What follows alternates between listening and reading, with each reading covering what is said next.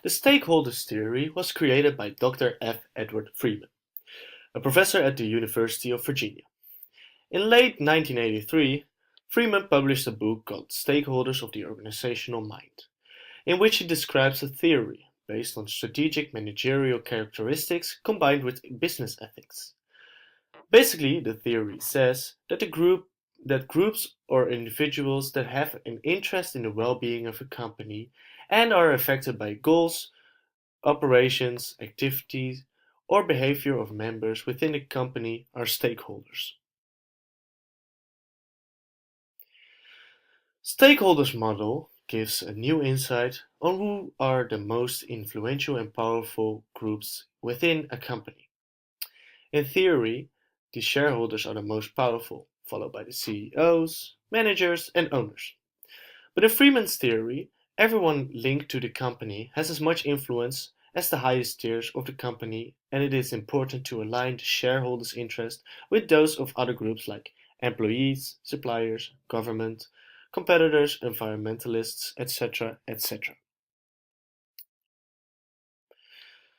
Freeman has stated in an interview with the Financial Times, stakeholders theory suggests that the purpose of a business is to create as much value as possible for stakeholders.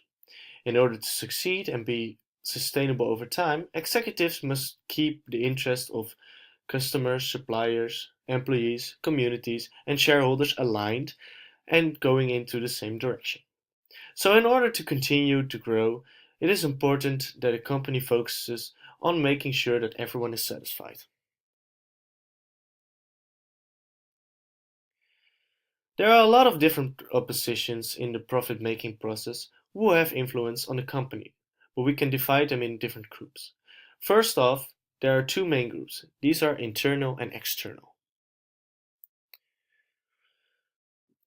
After that, we have six subgroups: political, economical, social, technological, legal, and environmental. Stakeholders are very important for a company because they can be an ally. If you keep external groups like government and environmentalists as friends, then the firm can keep their practices online without constant interruption due to protests or researches. All groups have their own role in the practices of a company, so that's why it is important to keep them all satisfied.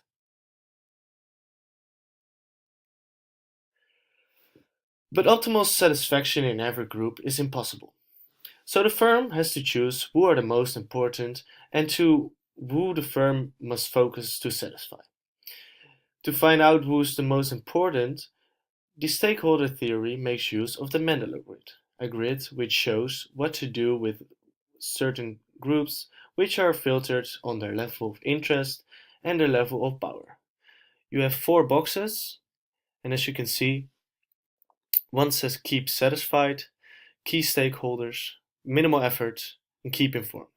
Those boxes are based on the level of interest and the level of power. Today, the theory is still being used to run certain companies.